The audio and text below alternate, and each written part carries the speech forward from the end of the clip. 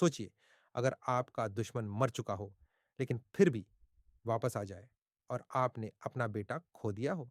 Avatar, fire and ऐश सिर्फ एक film नहीं, बल्कि पैंडोरा की अब तक की सबसे डार्क और इमोशनल कहानी बनने वाली है। अगर आपको पहले 2 पार्ट ठीक से याद नहीं हैं, तो घबराने की ज़रूरत नहीं, क्योंकि यह पूरा रिकैप आपको पार्ट 3 के लिए पूरी तरह तैयार कर देगा। कहानी साल 2154 में सेट है, जहां इंसान अपनी धरती को बर्बाद करने के बाद पेंडोरा नाम के मून पर पहुंच चुके हैं। पेंडोरा दिखने में जन्नत जैसा है, लेकिन इसकी हवा इंसानों के लिए जहरीली है। यहाँ रहने वाले नावी नीले रंग के लंबे लोग हैं, जो पूरी तरह नेचर और एवे से जुड़े हुए हैं। पेंडोरा पर जाने के लिए इंसानों ने एवाटार प्रोग्राम बनाया, जिसमें इंसान की कॉन्शियसनेस को नावी जैसी बॉडी में डाला जाता है। इसी प्रोग्राम के जरिए जेक सली पेंडोरा पहुंचता है, जो एक पैरालाइज्ड सोल्जर है और अपने भाई की जगह इस मिशन का हिस्सा बनता है। जेक का असली मिशन नावी लोगों का भरोसा जीतकर उन्हें उनकी जमीन छोड़ने के लिए मनाना होता है। लेकिन नेतीरी से मिलने के बाद उसे समझ आता है कि पंडोरा सिर्फ जमीन नहीं, बल्कि एक जिंदा दुनिया है। धीरे धीरे जेक इंसानों के खिलाफ और नावी के साथ खड़ा हो जाता है।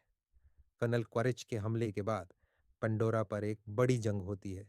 इस जंग में नावी और पूरी नेचर एक साथ लड़ते हैं और आखिर में क्वारिच मारा जाता है।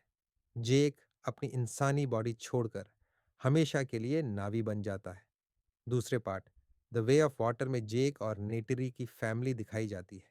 उनके बच्चे अलग अलग नेचर के हैं, जहां नेटयाम जिम्मेदार है और लो आक हमेशा खुद को आउटसाइडर महसूस करता है। किरी एक रहस्यमयी बच्ची है और स्पाइडर एक इंसानी बेटा है, जो पेंडोरा पर ही बड़ा हुआ है। मुसीबत तब आती है जब इंसान फिर से पेंडोरा लौटते हैं, और इस बार क्वारिच भी एक नई एवेटार बॉडी में वापस आता है।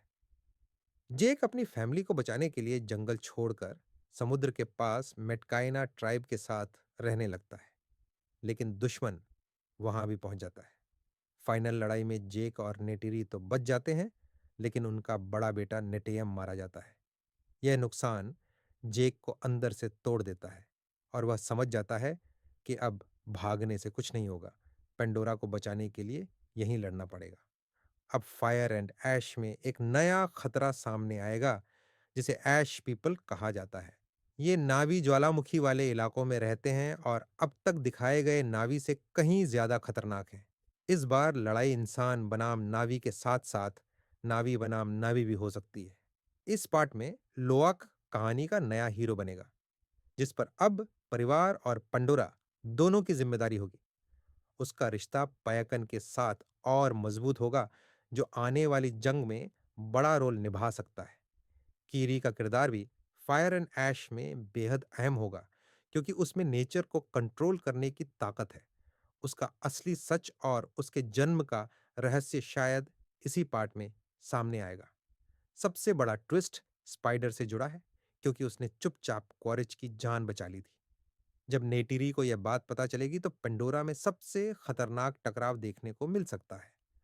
कुल मिलाकर फायर एंड ऐश गुस्से, बदले, इमोशन और युद्ध से भरी कहानी होगी।